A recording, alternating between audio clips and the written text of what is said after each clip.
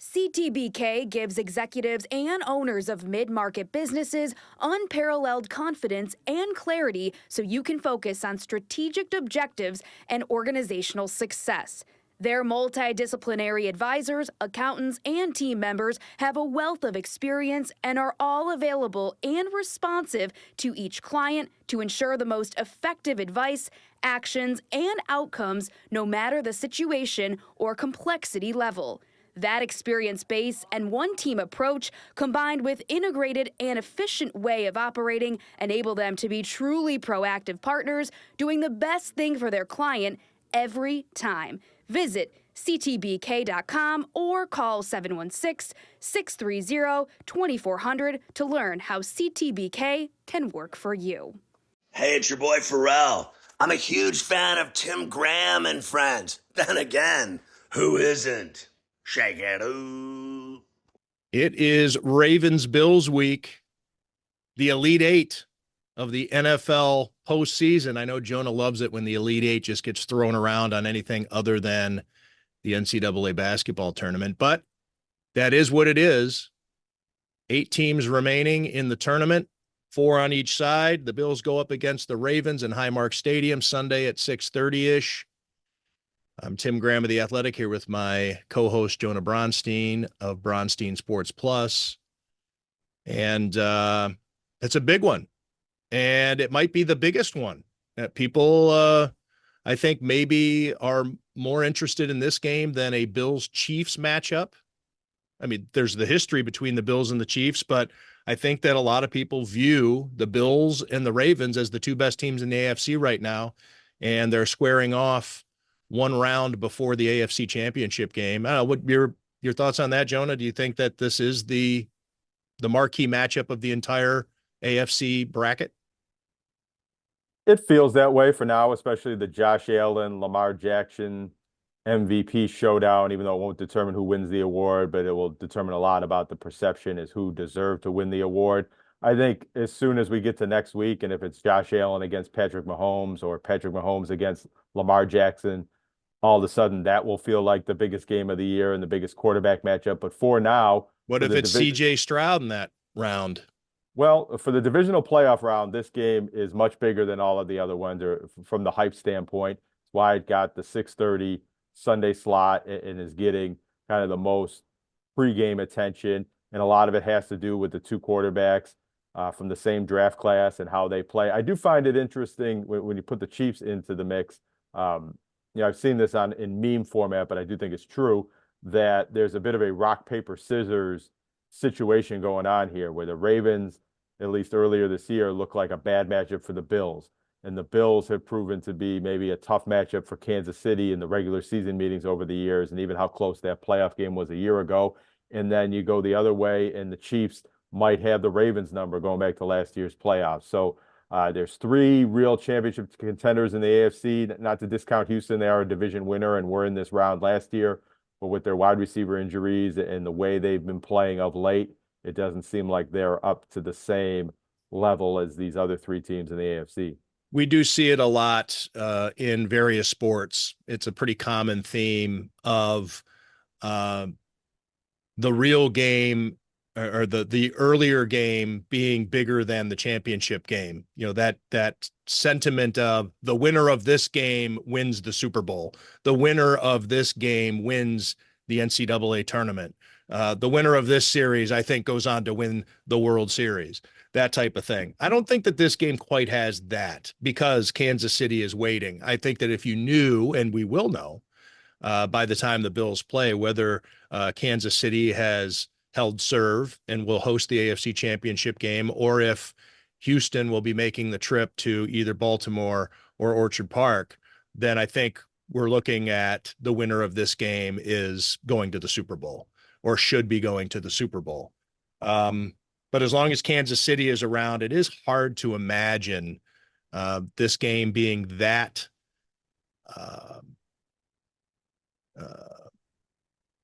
what's the word I'm looking for? Not conclusive, I guess. Conclusive is fine. But in terms of the best team in the AFC. However, I just see the Chiefs and the way that they've played this year, despite all of their wins and yes, they are the number one seed in the AFC, but we all watched them because the Chiefs are on primetime TV so often. They are the game of the week, even when they play on Sundays. They get that 4 o'clock slot of the national game. We've seen Kansas City with the horseshoe up its ass all season and doesn't just look as fearsome as it used to be. So I think that you can get your head around the Bills going to Arrowhead and winning in the postseason for the first time, as opposed to just having that regular season dominance and spitting out the bit when it matters the most. I think you can feel it, or you could see it, you can sense it that much more if you're a Bills fan. Whereas the Ravens, they won by 25 points. Yes, it was week 4. We can go through all the different variations, or the variables, I should say, that come into play. Well, let's go ahead and roll them all out just for the sake of discussion. So that way, for the record, on the defensive side of the ball, the Bills were missing Terrell Bernard and Taron Johnson. Taron Johnson. Where did Tyron come from? Mental, huh? Game of Thrones. You've been watching that show? No, I haven't. I don't know where Tyron, where would Tyron come from? Tyron Matthew? No, I mean, I'm trying to think if I've been writing something that had a Tyron in it. Anyway, Taron Johnson and Terrell Bernard were missing from the lineup. And then Matt Milano was on injured reserve at the time. So he wasn't a loss for that game, but he's back. Taylor Rapp was injured in the first quarter of that game, trying to tackle Derrick Henry. And also Khalil Shakir got injured in that game, in which his services weren't available. And if we know how much he means to the Bills offense.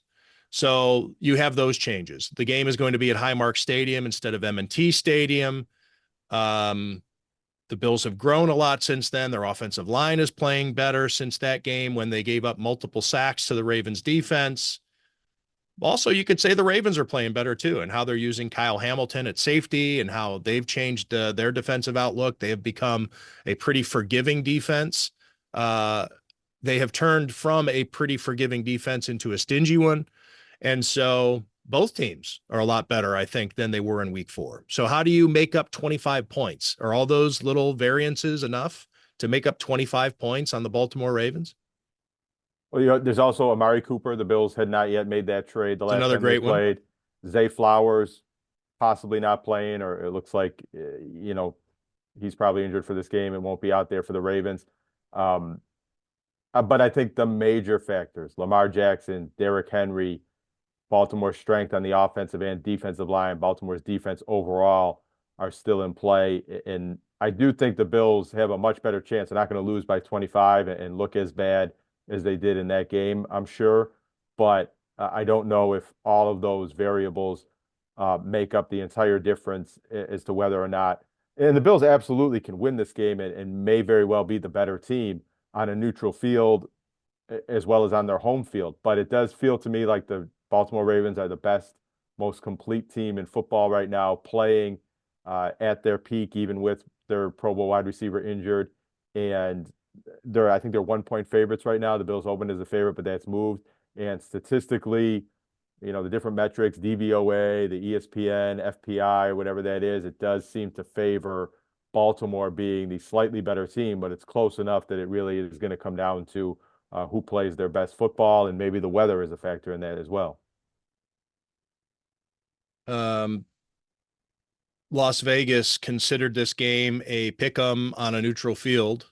And so that is the respect that both teams have been given. And then, as you mentioned, the Bills open up as a slight favorite, but the public doesn't like it. The public has taken the point, or wanted to take the points.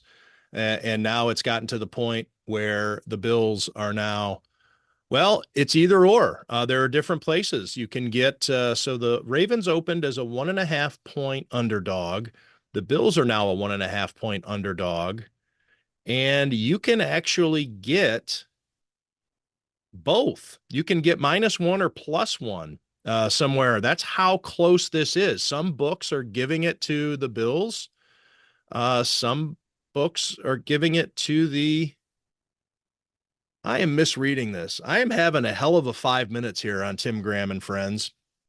I was thinking, you can get a middle. You can bet both, and if it's a tie game, you win both. I don't know. Should I go and edit this out? I guess we'll just leave it in. I was totally misreading this graphic. The Bills are 1 or 1.5 point underdogs pretty much everywhere. In fact, everywhere. All the big Bet 365, MGM, DraftKings, FanDuel, ESPN Bets, Bally's, all of them. +1 or +1.5. The frick was I looking at? Maybe I was too busy talking about Tyron Johnson. I don't know. I'm having a rough show, Jonah. Maybe you're being affected by the weather. Too much hype for this game, stressing you out too early in the week. That could be it. The other thing, if anybody, for those who are watching on YouTube, not listening to Tim Graham and Friends on your podcast platform of choice, such as Amazon or Spotify or iTunes, you will see that Jonah has a very bright background. And I am in the dungeon here at Graham Central Station. I do podcast out of my basement office. I do have a window, but there's a drape over it. And Jonah just looks like he's coming to us from an arboretum. He's got the tree right behind him, and it's very well lit. The natural lighting coming in off the snow outside. So maybe that's getting to me also. I am jealous of your environs. Well, the light's shining on me nice today. I'm in a funk. So your thoughts on Josh Allen versus Lamar Jackson, not in terms of an X's and O's standpoint, but in terms of the ethos, the philosophy that games come down to quarterback matchups. That's how they're couched. I'm on the CBS Sports emailing list, and I got an email today from CBS Sports saying Lamar Jackson versus Josh Allen, and blah, blah, blah, blah. Both quarterbacks were asked about it yesterday. They're both trying to dodge the discussion. Where are you on this, Jonah? Well, I do definitely think it's the storyline and the factor in this game that makes it most exciting and worth exploring pregame. And, the MVP conversation, even though it won't be determined by what happens on the field Sunday night, going into the game, I think it's as opposed to a month ago when I thought it was way too premature to talk about who was the MVP this season. Now that they're facing each other and they're both at this stage of the playoffs and the winner is going to go on to the AFC Championship game, is a good time to maybe break down who had the better season and who was more worthy of the MVP, and being from the same draft class and similar dual threat quarterbacks, and who's had a greater impact on the NFL so far this season. Or a lot of these conversations probably come down to equal. They're both great players. They're maybe two of the three biggest stars in the league, or two of the four best quarterbacks. And, it is a Brady Manning type matchup in that magnitude, or maybe more like Jim Kelly, Dan Marino, and quarterbacks that have played in the playoffs before and are probably going to play in the playoffs again and be MVP finalists on ballots in the past and in the future and right here and now. And I don't want to de-emphasize, as Josh Allen kind of maybe tried to do yesterday, the fact that quarterbacks don't compete against each other and it's the offense versus the defense and they're not on the field at the same time, because it does seem like this is a game where the offense that scores the most points is going to win, or the team that scores the most points is going to win. I don't know if Tyron Johnson is going to return an interception, 101 yards for the game-sealing touchdown this time. It might be a situation where the Bills offense has to go out there and answer touchdowns that the Ravens offense has scored and vice versa. However, it does also seem like the deciding factor in this game could be Derrick Henry, as opposed to the Bills' ability to run the ball against a really good Ravens run defense. And the Bills' formula for winning this season has seemed to start with the running game and opening that up for Josh Allen to be a great player, but there haven't been a lot of games where they spread it out and put it all in Josh Allen's hands. The running game has been the balance in the offense has been a big part of Buffalo's offense, and it was run heavy in the way that they beat Denver last week and possessing the football. I don't think the Bills can beat the Ravens with that same strategy, but they're probably still going to try to establish the run and use that to their strength. And if they're not able to run the ball effectively, I wonder how that changes the play calling and the way the Bills play offense in the second half of this game.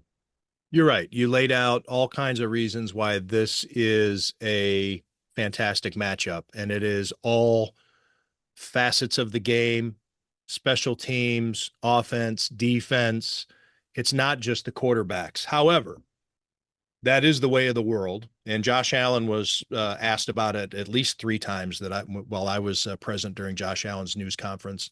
I had to split because I wanted to, Terrell Bernard was talking at the same time, and I wanted to get some questions in for him. So, but the first 3 questions to Josh Allen at his Wednesday news conference were about facing Lamar Jackson.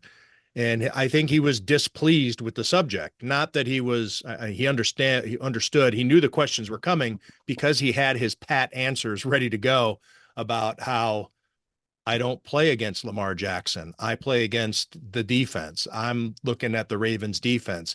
He wanted no part of it. Lamar Jackson, meanwhile, leaned into it a little bit while also saying he didn't want, to really discuss Josh Allen. But he had a comment, and this is from the news conference yesterday. People were asking if, hey, are you guys friends? Do you guys see each other in the off season? He says, do I see Josh Allen? I don't know. I've probably seen Josh early on in my career going to events like around Super Bowl time and stuff like that. I don't really chill with people in the off season, especially not other quarterbacks. Don't get me wrong. There's no problem, but we're competing against each other. I'm trying to beat you. I'm not trying to be your friend. And I thought that was a great quote. Obviously, it sounded like Bob Gibson to me. Bob Gibson, there's all kinds of players, but Bob Gibson comes to mind. He was the ultimate competitor. If he saw a visiting player at the team hotel or out in public while during a road trip, he would ignore them. He would, give them a stare down, things like that, because he wanted to keep that competitive edge at all times. I did check in with Jeff Zerbick, who covers the Ravens for The Athletic, at what time Lamar Jackson gave that comment, and that was at about 3:30 yesterday. So Josh Allen gave his comments first. And the reason I wanted to check is I wondered if Josh maybe was a little standoffish about the topic because Lamar had spoken first, but it wasn't the case. So now I wonder if Josh Allen feels a little burnt because he tried to play the diplomat. And then Lamar Jackson was a little spicier about it when he had the closing argument as far as quarterback weekly news conferences are concerned. Yeah, I didn't notice that. I did kind of see Lamar Jackson's comments, and I kind of thought it was just run-of-the-mill competitor comments. Josh Allen didn't really take that tact, but he often does not. But Josh Allen's got to understand. I mean, it does come off as naive, not naive, because you can understand where he's coming from. He wants to eliminate that distraction or that line of questioning or that conversation. But there are also so many people that we encounter in our careers, Jonah, where even Sean McDermott was leaned into it after the game on Sunday, fresh off the field against the Denver Broncos. He said, this is the game everybody's been looking for, right?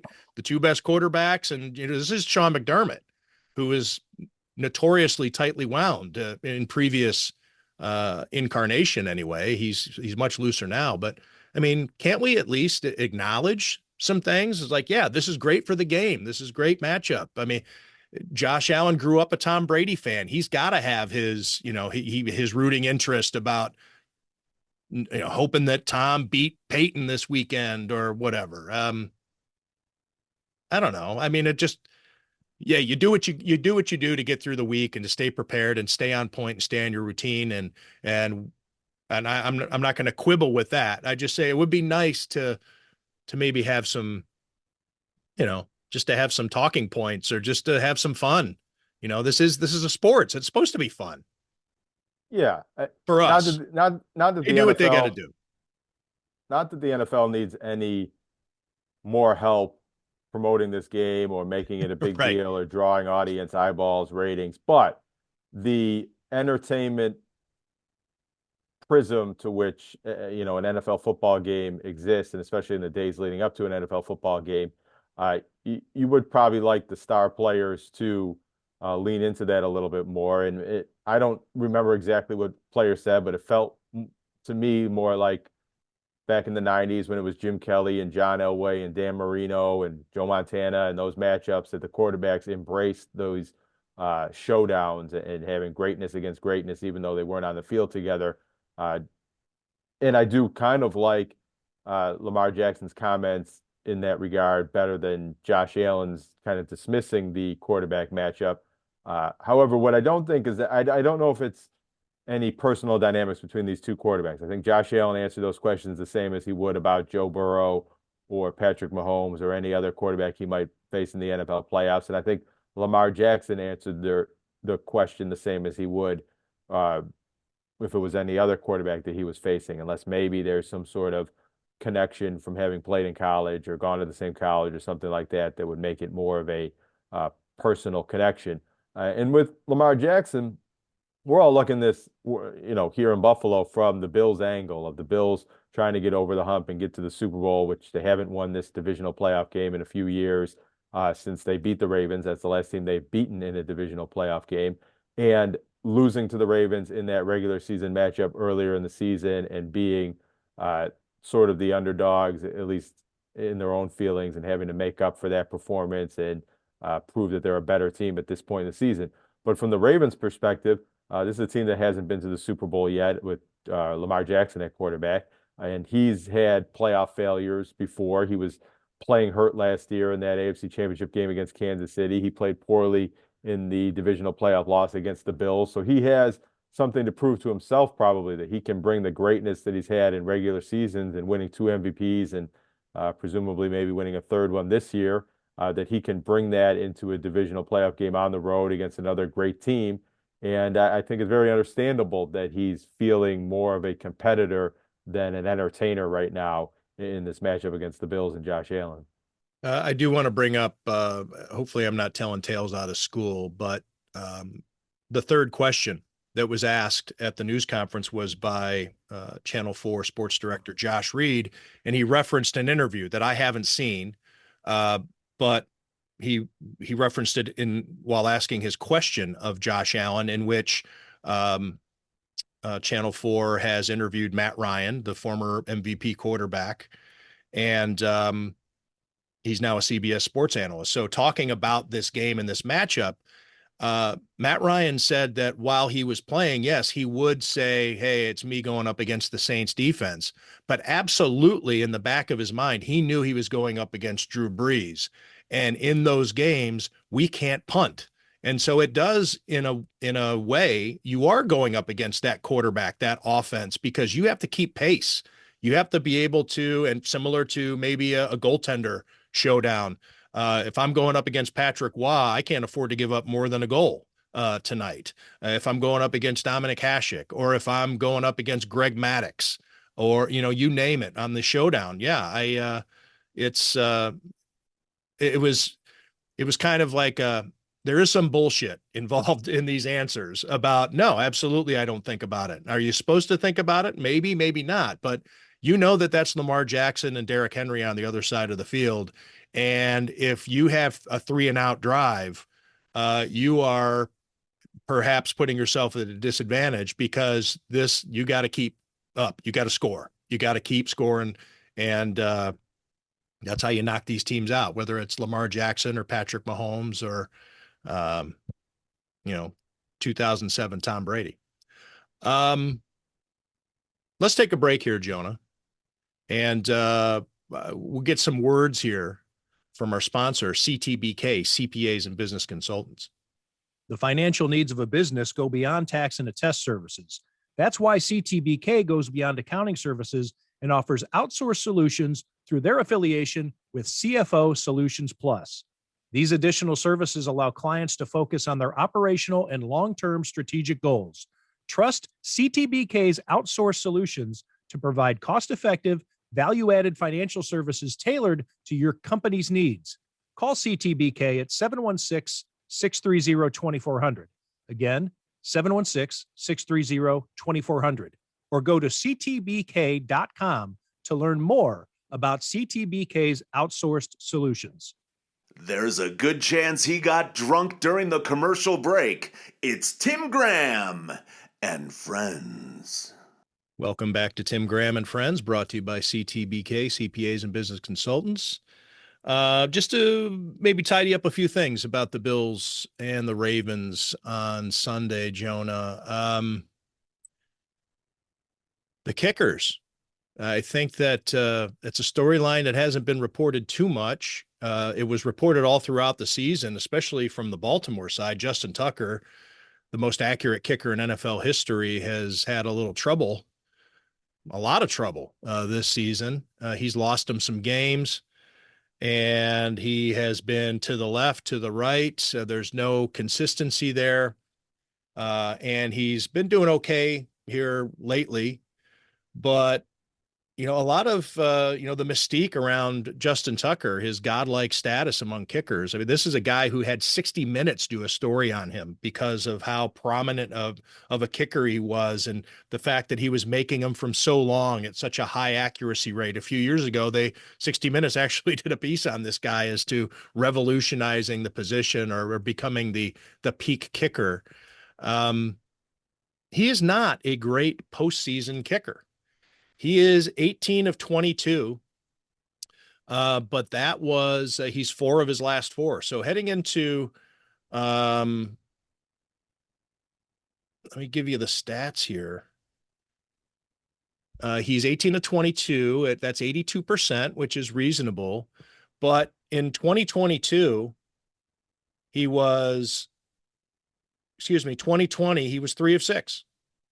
And in his history in Buffalo, he's never made a kick longer than 35 yards in Highmark Stadium. So the reason I want to bring this up is I know that you recently did a story on the weather.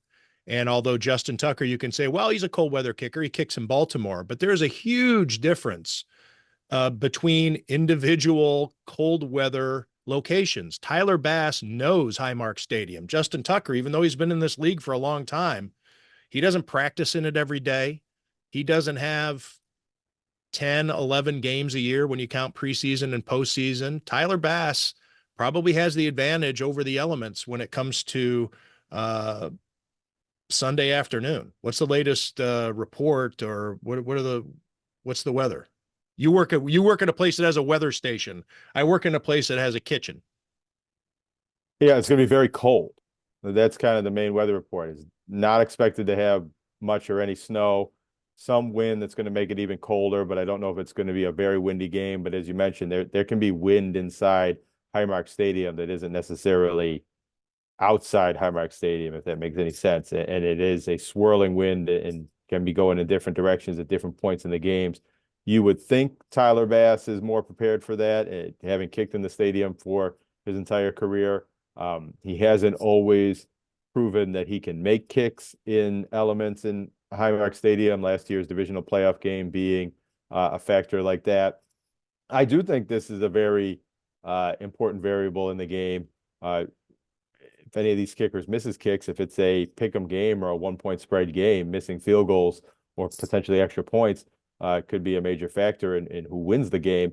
However, at the same time, again, kickers don't kick against each other. And the team that scores more touchdowns or puts itself in position for closer field goals is probably going to win the game more than the one that just has the better kicker. But if all of those things are equal and it comes down to which kicker has to make a kick in the fourth quarter from a certain distance, there's reasons, I think, to be confident and reasons to be wary on both sides of the ball, both teams, both sidelines in that sense. Yeah, I think the idea of the automatic field goal just doesn't exist this season. And Harrison Butker's been missing kicks too. He's another guy that when he goes out onto the field, if you're the other team, you're just like, well, this is going through the uprights, and not the case.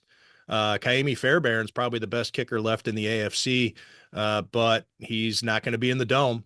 He's going to be playing in Arrowhead Stadium, and then if they are able to knock off the Chiefs, I don't think they will, but if they can, then he's going to be kicking somewhere outside in the probably nasty weather, whether it's Baltimore or in Orchard Park. What I think is interesting with the Bills is that Tyler Bass has had his shakiness this season, and going back to last season it cost the Bills potentially a playoff win. It hasn't really cost the Bills any games this season, the games that he's missed kicks. And at the same time, the Bills have had special teams miscues, the fake punt that they didn't cover last week. But I can't really think of a game the Bills lost because their special teams didn't deliver for them. But it'll be interesting if any of those things continue, if Tyler Bass doinks an extra point or misses a short field goal, or there's some sort of special teams error. Does that cost the Bills? And similarly, the Bills have won the turnover battle in every game they've played this season, postseason and regular season. That's a great stat and a big reason why the Bills have had success. But something about that seems hard to sustain. Having the ball bounce your way, having all the luck week after week after week. Is there at some point a matchup or a situation where things regress to the mean and the Bills don't protect the football better than any team in the league, and the Bills don't take the football away from the other team? I think they've done it in just about every game that they've played, although they didn't have a takeaway last week. So that'll be kind of interesting to see how that plays out this week and further into the playoffs. Yeah, Bill's special teams coordinator, Matthew Smiley, needs to have a strong few weeks here if the Bills want to win the Super Bowl, because there always seems to be a gaffe right around the corner on the special teams, whether it's punt, whether it's field goal, whatever, too many men on the field, whatever. It's just it's been an embarrassing run for Matthew Smiley here these last couple of seasons. And Sean McDermott's sticking with him. Now, Sean McDermott knows the reasons for every one of these foibles. Maybe it's players not being bright enough to get the instruction, but I think that over time, when you even go, I mean, he was the assistant special teams coordinator for 13 seconds. But going back a ways, I mean, the Bills have had their miscommunications all over the place on special teams. It's something that they haven't been able to figure out as an organization. And boy, that would also reflect on Sean McDermott. Let's say that there is so that thought just went into my head. What if there is a special teams gaffe to end the season? Now, you can't just, obviously you can blame Matthew Smiley and fire him as a sacrificial lamb, but that reflects on Sean McDermott. It's funny. Special teams coordinators are funny. Danny Crossman, Danny Crossman drove Bills fans crazy, and yet he was able to stick around for a long period of time over multiple head coaches. They all stood by him. Heath Farwell left. We don't really know what that was, when he left for the Jacksonville Jaguars, if he was told to leave or if he left on his own. I've heard conflicting reports from sources that I trust on both sides. And now now Matthew Smiley. I'm even going back to Ronnie Jones. Wade Phillips got fired because he wouldn't get rid of Ronnie Jones. But the Bills have also had some interesting special teams guys. I mean, some fascinating ones. Bruce DeHaven is a legend, and Bobby April was a legend. And I don't know. It's just I wonder if maybe it's just because I know these special team stories within the Bills organization, but I wonder if other teams have this type of special teams drama as a common thread going throughout their organization back decades and decades. That the Bills have had some, home run throwback, the decision on Scott Norwood to kick it there after some plays that preceded that probably could have gotten the Bills closer. And I'm being whimsical right now, but every team has their special teams misery, but it seems like the Bills, I guess to sum it up, how many fan bases can go back 7 special teams coordinators and know them by name? I mean, I think a lot of fan bases, they might not even know much about their special teams coordinator at all. Yeah, and then the Bills historically have, as a franchise, have prided themselves on having good special teams. Steve Tasker Many Bills fans and supporters believe should be a Hall of Famer for his special teams contributions. Chris Bourbon yelling Bills special teams. It's probably been a few years since he's done that, but that's kind of Marv a Levy thing began as a special teams coach. right. Yeah, and I think Jim Harbaugh has experience as special teams coach as well, or John Harbaugh. I don't know how much Tyron that Harbaugh. factors. Yeah. Jim Harbaugh maybe too. I mean, maybe he's done that as well. Jonah, you were at the Sabres game last night, a 4-2 victory over the Carolina Hurricanes. They are now 6-3-1 in their past 10 games, and they have gone from 6 points out of the wild card to 10 points out of the wild card, which I'm amused every year bemused, I guess I should say, not amused. I'm bemused because fans fall into that trap every year. And I guess it just depends on how early or how late in the season it happens of, hey, we're only so many points out. I know we suck, but we are only X number of points out of the postseason. And the thing that I always have to stress is not only is it looking at the number of points you're out is borderline irrelevant. I mean, it's pointless. It is folly. What you need to do is look at the number of teams in between. And so the Sabres, when they were 6 points out, they not only have to outperform, they need to be 6 points better than the team that's in the second wild card slot. They have to be 6 points better than every team in between them. And that was 7 teams or whatever it is. They are now last place still in the Eastern Conference. Excuse me. And they've played more games than most teams. A lot of teams have played 43 games or fewer. The Sabres have played 44. They are now, 9 points out of a wild card spot. I misspoke. 9 points out of a wild card spot, despite being 6-3-1 in their past 10 games. There's really not a lot to talk about. John Worrow, we were discussing this in the Bills media room yesterday about, the Associated Press and, once the Bills season is over, how much more he'll be covering the Sabres. And what story is left to tell? I mean, it's other than covering games, the only story left to tell is trade or somebody getting fired. Well, yeah. I think it's too early for that. Even though you just laid out pretty succinctly or elaborately, those are two different opposing adjectives, but that the Sabres aren't going to make the playoffs, that it's too much of an uphill climb, too many teams they got to pass. 10 points seems like, 5 wins, but that takes a lot of winning. They probably got to go on a 13-game winning streak to eradicate the 13-game winless streak to get to that playoff position. But mathematically, it's not over yet. If you take this 6-3-1 record they've had in the last 10 games since the winless streak, and you extrapolate that over the 38 games they have left, if they can play at that pace, win at that pace for the rest of the season, keep it going the way they have been over the last 10 games, that gets them 89 to 90 points, which might be enough. It probably won't be enough. It could very well be 1 or 2 points out like they were 2 years ago.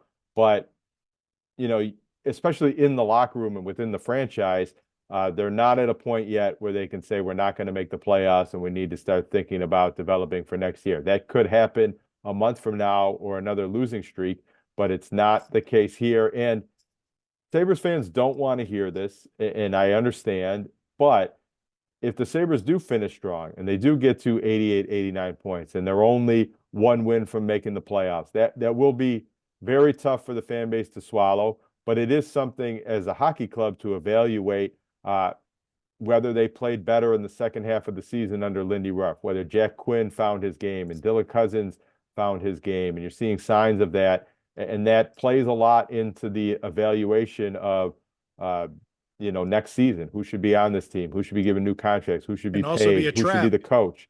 Like 2 years ago when the Sabres thought, hey, we were just 1 point out. Now it's time to giddy up. Right. But what I'm saying is at this point with the Sabres being in last place and probably not going to make the playoffs, I don't think it's a turn your back and ignore everything that happens. Nothing that happens matters. There's still a lot to evaluate and a lot to pay attention. And from the storyline perspective, I thought it was a little bit interesting the way the Sabres won last night. even though they didn't get a shot on goal in the third period, and they win the game 4-2. But it was another game where they really struggled to protect their lead and seemed like they were about to collapse and lose a 3-0 lead going into the third period, and they did not. But without putting a shot on goal until the empty net shot hits the post, and that doesn't even count as a shot on goal. They set an NHL record for the first team since the stats were kept in 1965 to score a goal in a full period without putting a shot on goal. So there's little storylines and things. I'm always paying attention to the crowd. There are moments. Of course, there are moments. There are records. There are plays. There's all kinds of oddities, which was last night. Ryan McLeod getting a hat trick in his 5th NHL season off of a non-shot, broken stick. Was it a slash? Was that the penalty? Or was it? I don't know. It looked like a slash to me. I don't know what the call was. I actually think I saw it as a trip. I'd have to look. But it was going to be a penalty shot. And because the goalie had been pulled, the NHL rule says that the NHL didn't even know its rule because they tried to take the goal away from Ryan McLeod and give it to Tage Thompson because he's the one who sent the shot attempt down the ice. But Ryan McLeod got the penalty, so he would have had the penalty shot. Therefore, he gets the goal, and then he officially gets the hat trick. There are those moments, but in terms, what do you write a feature story about? What about trends or, how the power play is doing? So many things just become moot, I feel bad for for Paul Hamilton and for Matthew Fairburn and for Lance Lysowski for having to cover this on a daily basis. I've had this conversation with people going into these games. And for Jonah Bronstein. And Matthew Fairburn at The Athletic, because something that we talk about is that when the Sabres are losing, when the Sabres lose games, the game against Seattle on Saturday, the Sabres 2-0 lead going into the third period or midway through the second period. They give up 2 goals late in the second to tie the game, and then 4 goals, 3 of them coming very early in the third period, lose 6-2 against a team with a losing record that does have the most multi-goal comebacks in the league, but a team the Sabres should beat at home and should beat when they have a 2-goal lead halfway through the game. And the Sabres extend their NHL lead for most blown leads. That's a storyline. It's a negative storyline, but it's a storyline to explore. Terry Pegula's there. There's fans. I wouldn't say chanting, but a couple fans loudly hollering for him to sell the team, to fire Kevin Adams, do something, which is, they used to say, do something, Darcy. Now it's do something, whoever you are. But, that is a storyline that resonates with Sabres fans, I think, and also even nationally, I believe, with The Athletic and outlets that covered the Sabres for a national audience, more than the Sabres winning. And if the Sabres were really winning and looking to end this playoff drought and making a big run under Lindy Ruff, that would be an exciting storyline locally and nationally. The Sabres alternating wins and losses and not falling apart, but not getting into playoff position, that's when they really start to lose the relevance, and you do wonder what to write about. And the mini stories, like how's the power play doing, how's the penalty kill doing, who's hot, who's not, things like that stop mattering at that point. But when the bottom is falling out, there seems to be a lot to write about or a lot to analyze, and fans really do seem to get engaged in what's wrong with this team and how do you fix this team. And when they win a game like last night, I think we're seeing that in the way you're discussing this. They won the game in kind of an interesting fashion last night, but you're finding that a lot less interesting than some of the games they've lost. I think because the trend has been established that they're not going to make the playoffs this year. And the only thing I think that would make fans happy is Kevin Adams to be fired or a major trade, which probably isn't coming because the Sabres can't afford to, make that kind of deal right now. They are sellers. And, they're vulnerable. Teams are going to want to pick their carcass type thing. So yeah, Kevin Adams, he can probably either,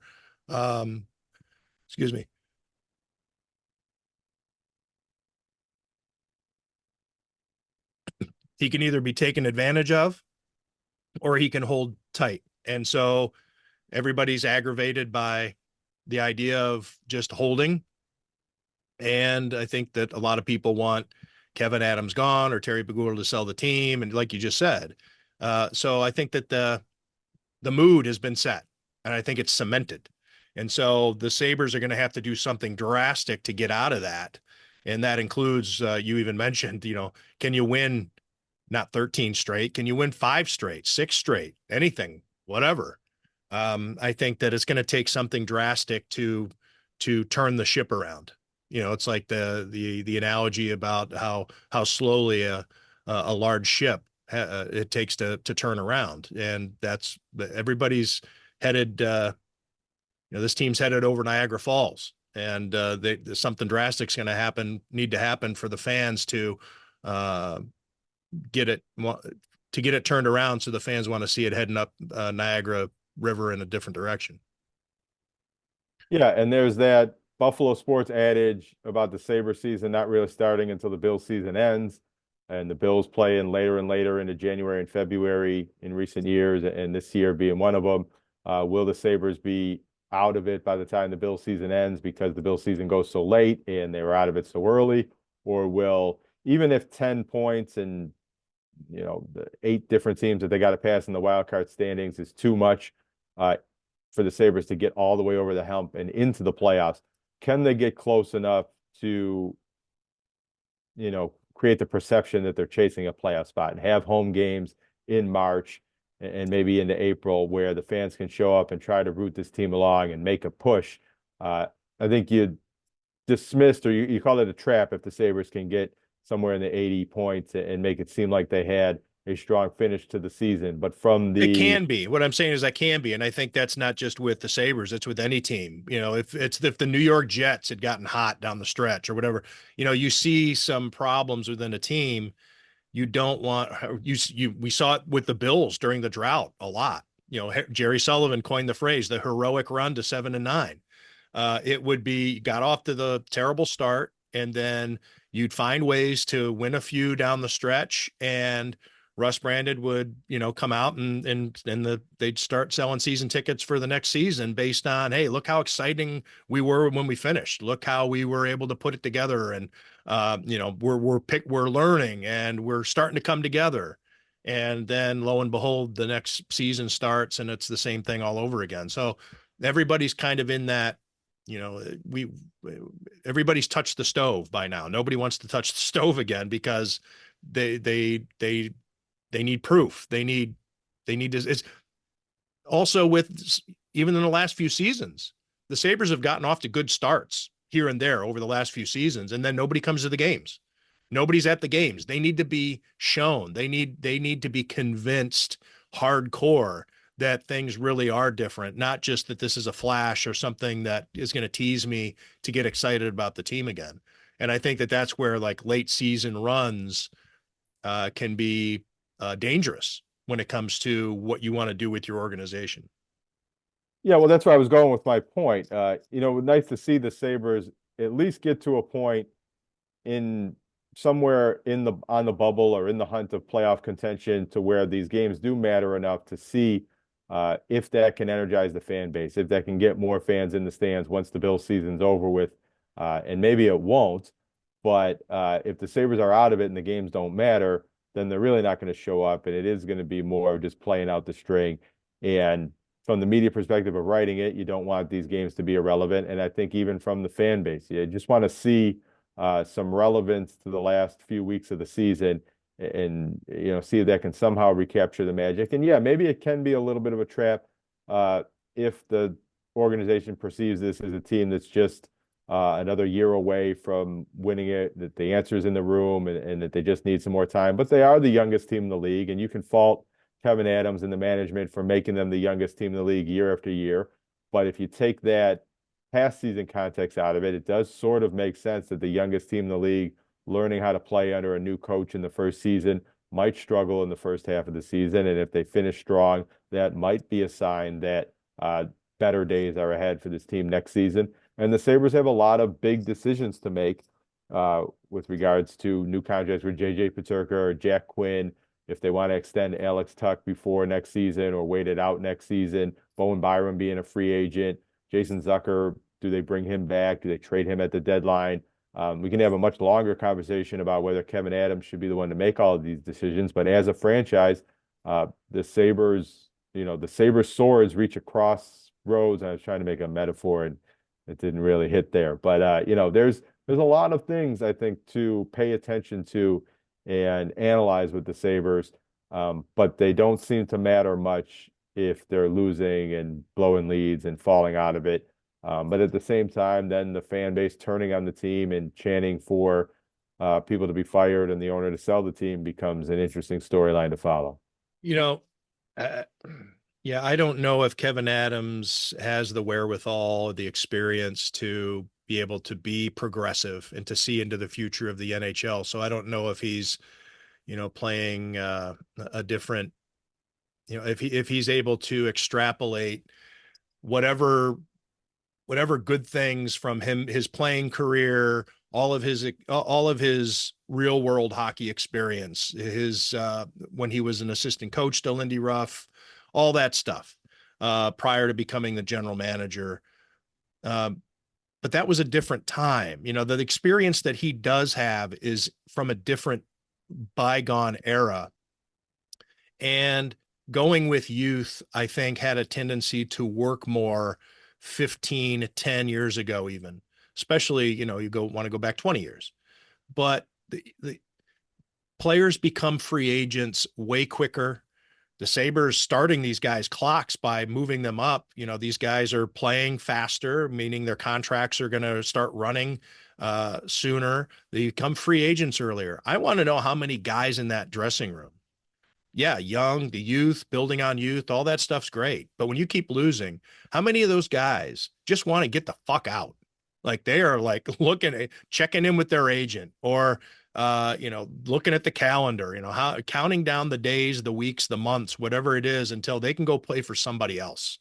Because that's the danger. That's the culture that is the Buffalo Sabres right now. It's not, I don't know how many of those players say, yeah, I'm all in on this. Like, yeah, let's build on youth. And 5 years from now, we're going to be great. I mean, they don't want to be great 5 years from now. They don't necessarily give a damn about the foundation, what the foundation's going to look like, or that they were cannon fodder back in the day. I mean, they're probably all looking at Casey Middlestat and with envy. Here's a guy who gets to go play for the Colorado Avalanche. He doesn't have to be a part of this build as one of the young first round draft picks in Sabres history. I'm sure that sentiment exists in the dressing room. It has to. I'm not saying that I've been in there and I've talked to guys, but I mean, come on. I mean, it's common. These are human beings. They don't want to sit around and just lose all the time. And I mean, they look at their general manager and they see a guy who's built a loser. They look at their head coach right now and they can look at his career, I guess, and say, this guy's done it in the past, but we keep losing. No matter what, we just keep losing. This owner, this building is full of losing. I mean, I just don't know what the draw would be to want to keep playing for the Buffalo Sabres, whether you're under contract, especially if you're a free agent or somebody who might be of value that you could add to the team. They don't want to come to Buffalo. And there are players who have to want out. They're just looking for that golden ticket to get out at the trade deadline or whatever it is. There might be, and especially veteran players that haven't been in this team a long time, but I don't know if I would apply that to the young players that have been drafted by the Sabres and that are the core, and that at least, I'm going by what they say, but they want to restore this franchise to back to being in the playoffs and being a winning franchise. Just an example. I want to bring this up because he just led the charge at the Bills game against the Broncos, the playoff game on Sunday. Kyle Williams. Kyle Williams was a guy who could have left and played for a bunch of different teams. How many Kyle Williamses are there in this Buffalo Sabres dressing room? You know what? I'm going to keep coming back. I'm going to keep banging my head against the wall because I believe in this town and I believe in this organization. I mean, a lot of people looked at Kyle Williams at the time and thought he was nuts. I mean, like, what's the matter with you, man? Go play for the Patriots. Go play for, but then the other thing too is it's different in football. It's different. You can turn your roster over. It's actually Kyle Williams, whether it was naivete or his cockeyed optimism. he could have been proven correct a number of times, as Denver has proven. You can turn around a team pretty quickly, and Kyle Williams believed in this organization. But hockey's not that way. You can't just flip a switch and turn around a hockey team. So I don't know. I just don't. I just think that. I mean, how many guys? I mean, I don't want to put you on the spot. I mean, it's just how many guys? Alex Tuck, when he first got here, I think had that optimism. And now, I mean, the guy, I mean, he just looks like he's ready to, you know, I mean, he's looks like he's about done with it.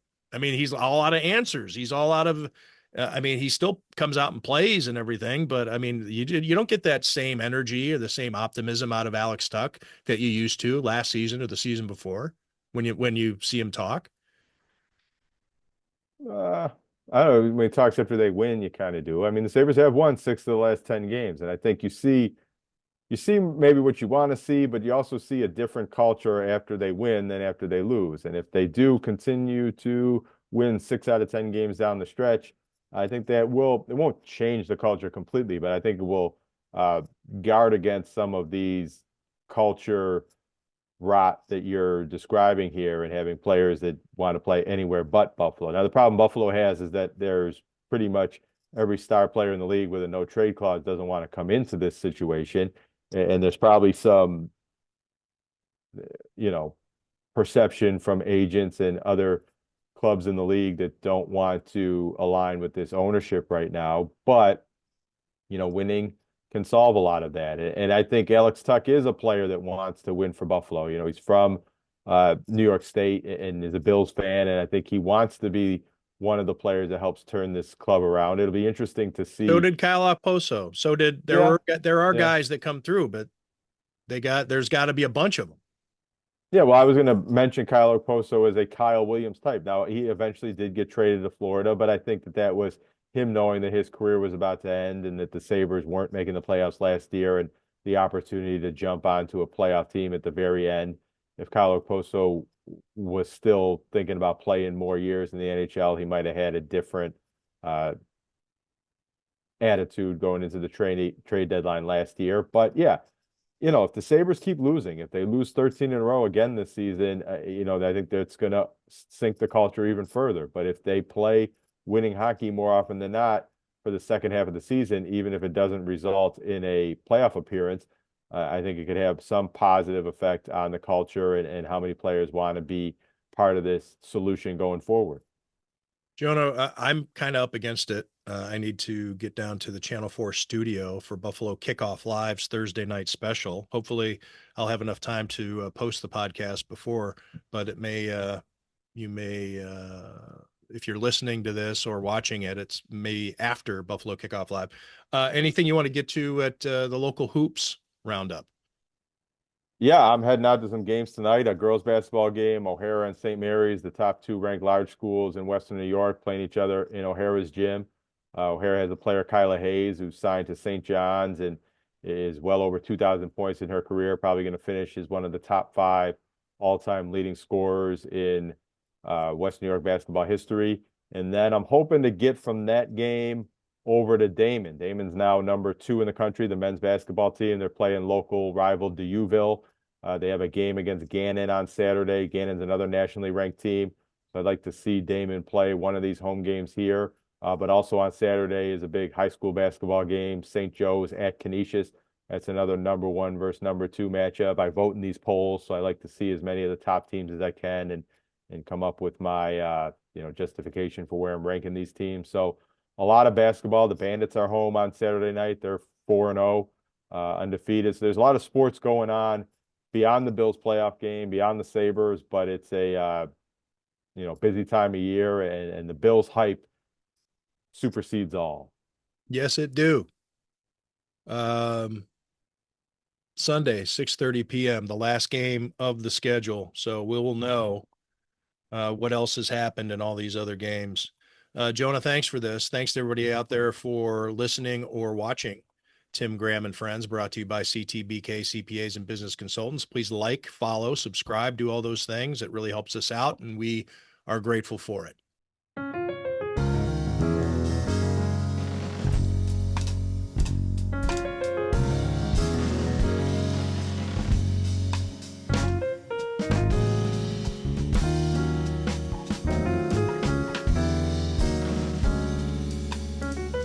Bye.